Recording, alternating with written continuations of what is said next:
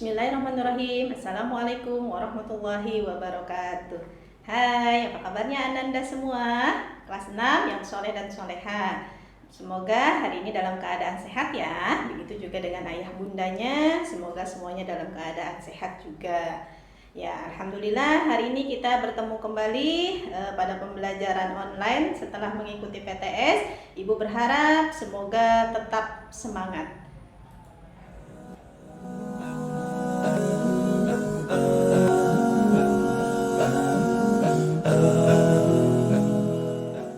Pertemuan hari ini kita akan mempelajari pendidikan agama Islam dan alhamdulillah sudah memasuki bab keempat, yaitu perilaku terpuji. Ya, pada bab ini Ibu akan menjelaskan ada 4 poin yang akan Ibu jelaskan. Yang pertama adalah memiliki perilaku jujur. Kemudian yang kedua, hormat dan patuh kepada orang tua, kepada guru dan sesama anggota keluarga. Kemudian yang ketiga, memiliki perilaku berserah diri kepada Allah. Dan yang keempat, memiliki sifat batonah. Ya, baik, Ibu akan jelaskan satu persatu. Yang pertama adalah memiliki perilaku jujur. Apa sih jujur itu? Ya, bicara sesuai dengan kenyataan, bicara apa adanya. Ya, jujur adalah apabila perkataan atau pernyataan seseorang dengan yang sesungguhnya, tidak dibuat-buat atau tidak ditambahkan atau juga tidak dikurangi. Jujur merupakan cermin bagi seorang muslim karena kejujuran merupakan ukuran tertinggi dalam kehidupan setiap muslim.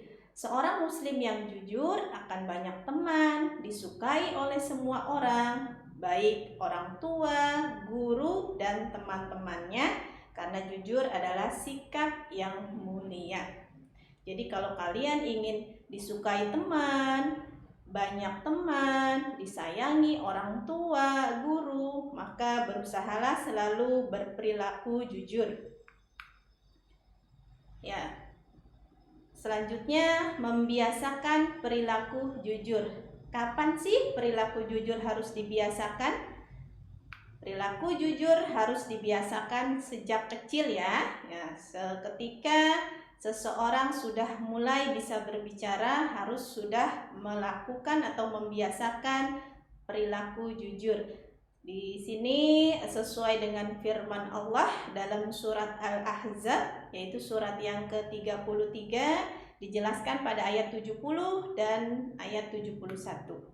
Ya, ayat 70-nya menjelaskan, "Wahai orang-orang yang beriman, bertakwalah kamu kepada Allah dan ucapkanlah perkataan yang benar."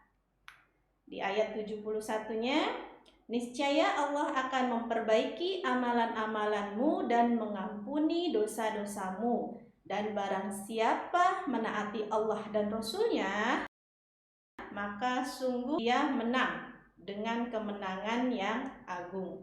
Rasulullah sebagai panutan umat Islam tidak pernah berbohong. Ya, jadi Rasulullah adalah suri tauladan, contoh manusia yang selalu berbicara atau berkata jujur.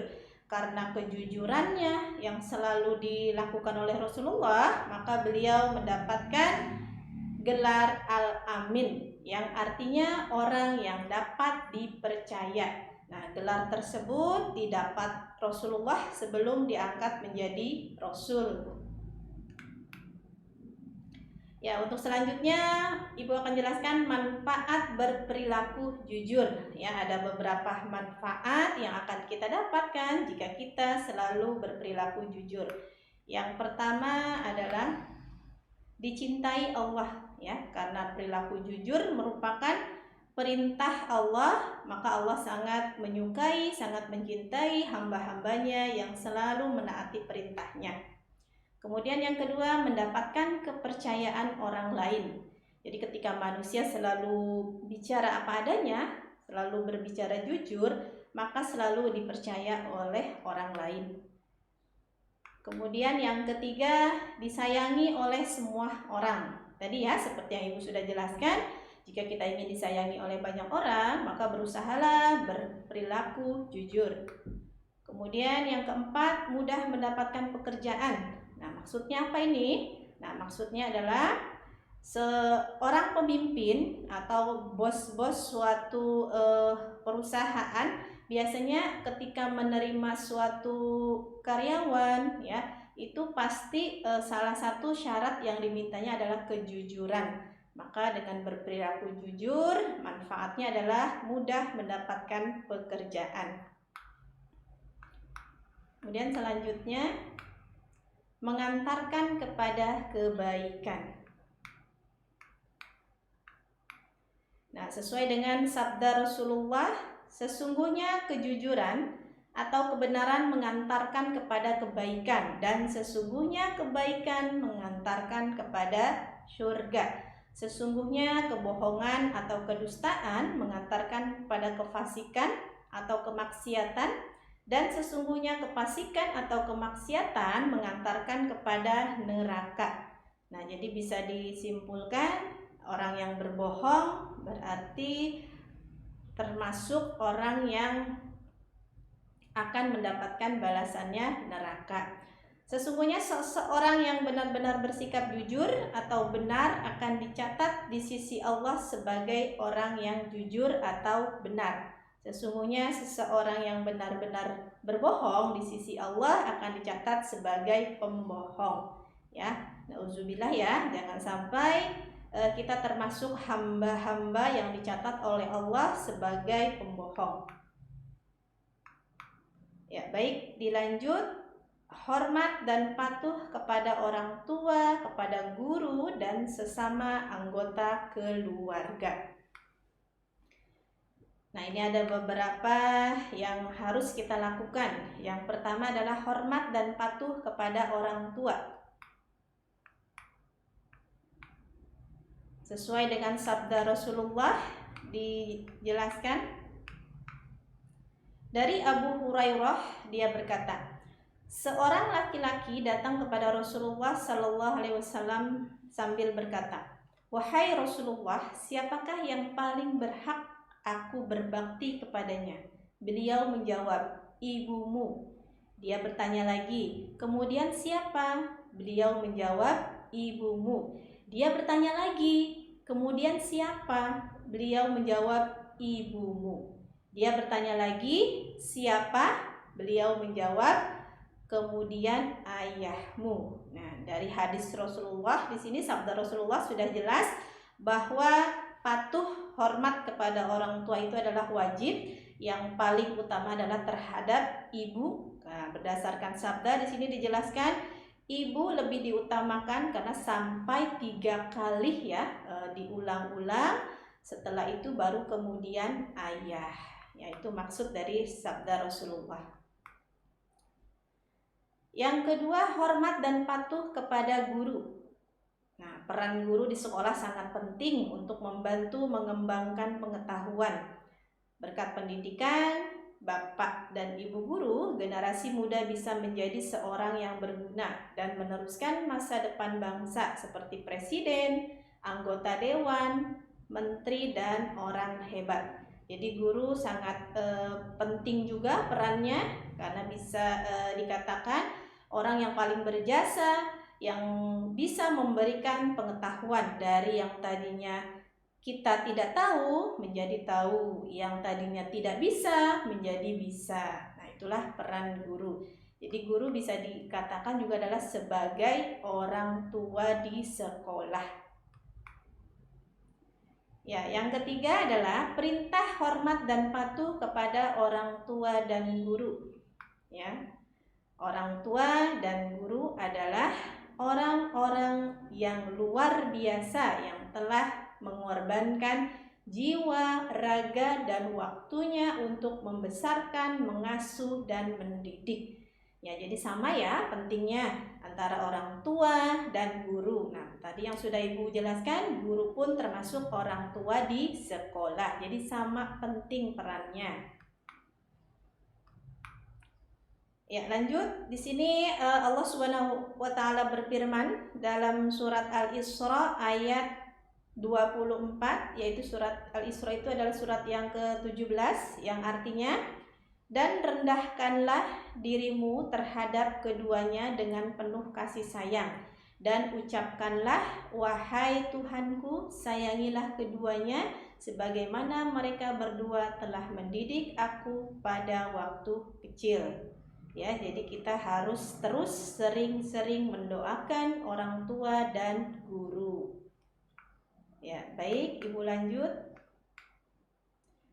Yang keempat adalah cara hormat dan patuh kepada orang tua dan guru. Bagaimana cara hormat kita terhadap orang tua dan guru? Yang pertama, mengikuti semua nasihatnya yang baik dan tidak melanggar agama.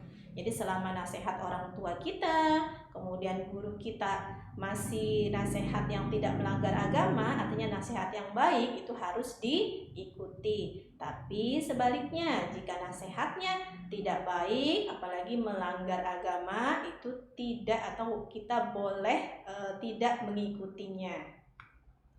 Ya, baik, yang kedua adalah bersikap hormat, sopan santun, dan lemah lembut dalam bertutur kata. Nah, ini yang perlu diingat ya, jangan sampai tanpa disadari ya, tanpa kita sadari, kita sering bertutur kata yang kasar terhadap orang tua ya, bahkan atau terhadap guru. Kemudian yang ketiga, tidak menyakiti perasaan hatinya dengan berkata lemah lembut, sopan santun, ya insya Allah kita tidak menyakiti ya, tidak menyakiti perasaan hati guru ataupun orang tua. Selanjutnya adalah apabila mereka sudah meninggal, bagaimana cara kita patuh dan berbakti kepada orang tua yang sudah meninggal, yaitu dengan mendoakan, memohonkan ampun kepada Allah, kemudian membayar hutangnya, melaksanakan wasiatnya, dan menyambung silaturahim kepada teman, kerabat, dan saudara dari orang tua. Ya, selanjutnya manfaat hormat dan patuh kepada orang tua dan guru. Ya, ketika kita melakukan atau berusaha hormat dan patuh kepada orang tua dan guru, maka ada beberapa manfaat yang akan bisa kita dapatkan. Yang pertama, ya, mendapatkan keridhaan dari Allah ya, karena Allah ridho dan Allah akan menyukai kepada orang-orang yang selalu hormat patuh kepada orang tua dan guru. Kemudian selanjutnya mengantarkan kita kepada kesuksesan ya, kesuksesan dunia dan kesuksesan akhirat ya. Karena jika kita patuh kepada orang tua dan guru akan merasa senang, bahagia, mereka akan selalu mendoakan untuk kesuksesan kita. Selanjutnya, doa anak akan menjadi amal bagi kedua orang tuanya. Selanjutnya, mendapatkan ilmu yang bermanfaat dan disayang dan dicintai guru. Nah, di sini paham ya maksudnya ya. Kalau kita hormat sama orang tua dan guru, pasti orang tua dan guru pun akan sayang sama kita ya. Mudah-mudahan kita selalu termasuk ya anak yang hormat dan patuh kepada orang tua dan guru. Selanjutnya diberi kemudahan dalam menerima ilmu yang diajarkan. Ya, baik, Ibu lanjut. Poin C adalah memiliki perilaku berserah diri kepada Allah Subhanahu wa taala. Nah, di sini dijelaskan berserah diri kepada Allah adalah disebut dengan tawakal, yang artinya menyerahkan atau mewakilkan. Tawakal adalah berserah diri kepada Allah, menyerahkan segala sesuatu, ibadah dan mati dengan sepenuh hati ya. Tapi sebelumnya tentunya harus usaha terlebih dahulu ya dari kita. Ya, berserah diri kepada Allah merupakan bukti keimanan kita kepada Allah. Allah Subhanahu wa taala berfirman, dalam surat Al-Maidah, yaitu surat yang kelima di ayat 23 yang artinya, dan bertawakallah kamu hanya kepada Allah jika kamu orang-orang beriman. Nah, itu sudah jelas ya. Allah berfirman, itu adalah perintah Allah bahwa kita diperintahkan untuk bertawakal ya jika kita termasuk orang-orang yang beriman. Ya, kemudian ada manfaat berserah diri kepada Allah, manfaat jika kita bertawakal kepada Allah. Nah, manfaatnya apa saja? Ya, manfaatnya yang pertama adalah memacu diri untuk bekerja dan berusaha lebih giat lagi. Ya, tadi ya yang seperti sudah Bu Inar jelaskan, kita harus bertawakal, berserah diri kepada Allah, kita serahkan semuanya kepada Allah. Ya, tapi ingat sebelumnya harus disertai dengan usaha. Usaha itu bisa dikatakan kita bekerja terlebih dahulu, baru setelah sudah berusaha, baru kita serahkan hasilnya kepada Allah. Ya, baik, dilanjut. Manfaat berikutnya adalah terhindar dari sikap kecewa dan putus asa jika sesuatu yang dilakukan belum sesuai harapan. Ya, jadi apa yang kita inginkan belum tentu itu baik ya menurut kita. Sebaliknya ya, apa yang kita tidak inginkan, nah itu bisa jadi itu adalah baik menurut Allah ya, seperti itu. Dilanjut, manfaat yang ketiga adalah terhindar dari sikap sombong atau takabur jika hasil yang dilakukan berhasil dengan baik karena semuanya sudah menjadi kehendak Allah ya. Jika kita melakukan sesuatu kemudian berhasil, kita tidak bila sombong ya. Nah, itu semata-mata adalah merupakan kehendak Allah atas campur tangannya Allah ya, bukan atas usaha kita sendiri. Ya baik, selanjutnya manfaat keempat adalah sadar bahwa banyak sekali kelemahan pada diri sendiri dan jauh dari sempurna sehingga butuh bantuan dari Allah Subhanahu wa Ta'ala.